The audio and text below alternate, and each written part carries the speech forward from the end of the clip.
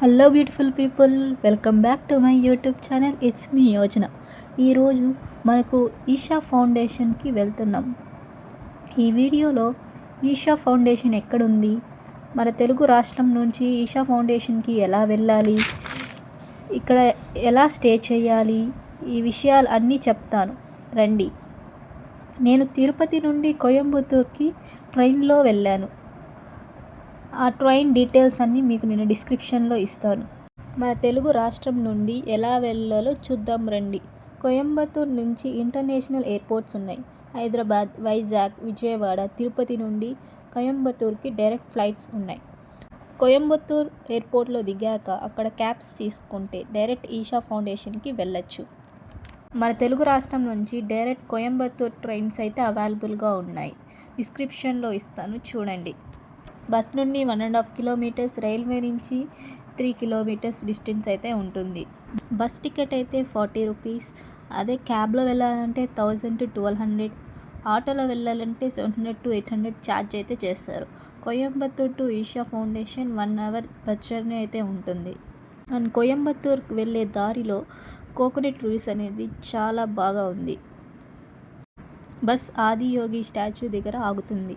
అక్కడ దిగగానే small shops అవైలబుల్గా ఉంటాయి. ఫుడ్ ఐటమ్స్, డ్రింక్స్ తాగొచ్చు.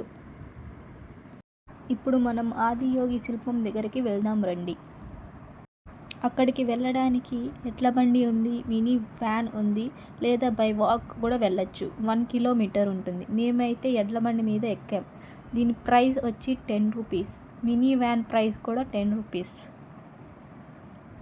ఆదియోగి సరౌండింగ్స్ వెళ్తూ ఉంటే చాలా ఆహ్లాదంగా ఉంది. ఇలా ఎడ్ల బండి మీద వెళ్తూ ఉంటే చాలా ఆనందంగా ఉంది. అలాగే చుట్టుపక్కల పచ్చని పొలాలు లాగా, లైక్ విలేజ్ థీమ్ లాగా చాలా బాగా అనిపించింది. ఆదియోగి స్టాచ్యూ దగ్గరకైతే వచ్చేసాం. బ్యాక్ వ్యూ అయితే చాలా బాగుంది. చుట్టూ పచ్చని పొలాలు, కొండలు ఇలా చూస్తూ ఉంటే చాలా ఆహ్లాదంగా అనిపించింది. ఆదియోగి స్టాచ్యూ ముందర అయితే మనల్ని ఆపుతారు. ఆదియోగి స్టాచ్యూని చూసారా, ఎంత బాగా డిజైన్ చేశారో, చాలా బాగుంది అనిపించింది. అలా మాట్లాడుతూనే మనం ఆదియోగి స్టాచ్యూ దగ్గరకైతే వచ్చేసాం.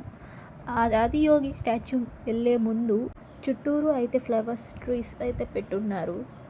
ఇక్కడ మేఘాలు చూసారా ఎంత బాగుందో. ఆదియోగి అంటే మొదటి యోగి అని అర్థం. మొదటి యోగి అంటే ఆ మహాశివుడే.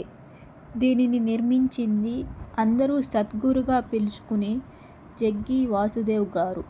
ఈ ఆదియోగి స్టాచ్యూని డిజైన్ చేసి కన్స్ట్రక్ట్ చేయడానికి ఎత్తు 112 అడుగులు. ఈ ఎత్తుకి ఒక కారణం ఉంది. యోగి స్టాచ్యూని మోక్షం పొందడానికి 112 మార్గాలు సూచించారు. మన శరీరాలు 112 చక్రాలు చిహ్నంగా 112 శిల్పాలుగా నిర్మించారు. స్టాచ్యూ ముందర ఉన్న చిన్న ఆలయం యోగి యక్ష నిర్మించారు. And every Saturday and Sunday చాలా ఇంపార్టెంట్ అయిన రోజులు నైట్ షో వేస్తారు. అది 8 గంటలకు వేస్తారు. ఈషా ఫౌండేషన్ నుంచి కోయంబత్తూర్ వెళ్ళడానికి రిటర్న్ బస్సెస్ అవైలబుల్గా ఉంటాయి. అలాగే లాస్ట్ బస్ 8 o'clockకి. ఇప్పుడు ధ్యానలింగం చూద్దాం రండి. ఇక్కడ ధ్యానలింగం చూడ్డానికన్నా ముందు మన పర్స్ తప్ప రిమైనింగ్ లగేజెస్, మొబైల్స్ ఎవ్రీథింగ్ ఇక్కడ కౌంటర్లో ఇచ్చేయాలి. తరువాతే మనకి ధ్యానలింగంకి అలో చేస్తారు. ధ్యానలింగం లోపలికి ఎంట్రీ కాగానే కొబ్బరి చెట్లు, చుట్టూ పచ్చని పొలాలు, షాప్స్ ఇవన్నీ చూడంగానే చాలా బాగా అనిపిస్తుంది.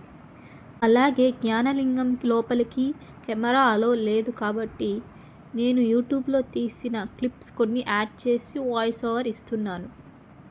ఎందరో ఆత్మజ్ఞానుల ఆకాంక్ష.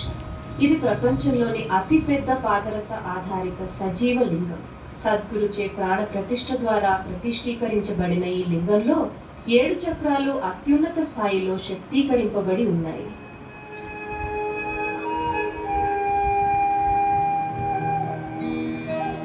మీరు లింగ జ్యోతి, ధూపం లేదా తామర పుష్పాన్ని అర్పించవచ్చు.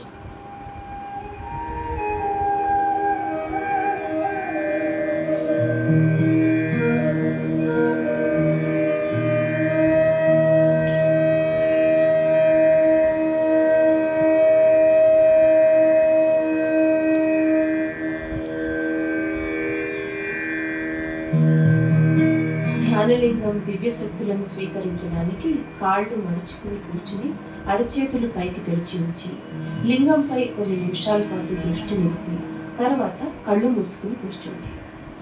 మీరు ధ్యానం చేయడానికి, మనసు కేంద్రీకరించడానికి ప్రయత్నం చేయనక్కర్లేదు.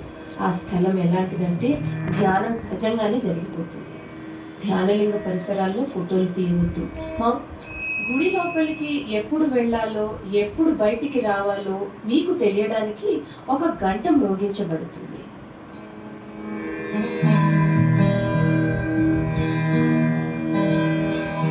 లింగ భైరవి దేవి ఎంతో ఉత్తేజభరితమైన దివ్యశక్తి స్వరూపం. ఈమె సృష్టి సంరక్షణకు ప్రతీక. దేవి కరుణామయి. మనం లౌకికమైన వాటిని కోరుకున్నప్పటికీ లేదా మన పరిమితులను అధిగమించాలని కోరుకున్నప్పటికీ దేవి వాటన్నింటినీ మనకు ప్రసాదిస్తుంది. సో గైస్, ఫైనలీ ఇది ఈషా ఫౌండేషన్ ఒక స్టోరీ అన్న అనుభవం మీతో షేర్ చేసుకున్నాను. హైప్ మీకు నచ్చినట్టనే అనుకుంటున్నాను. మీకు కానీ నచ్చినట్టయితే లైక్ చేయండి, షేర్ చేయండి, కమెంట్ చేయండి. See in the next blog. Thank you.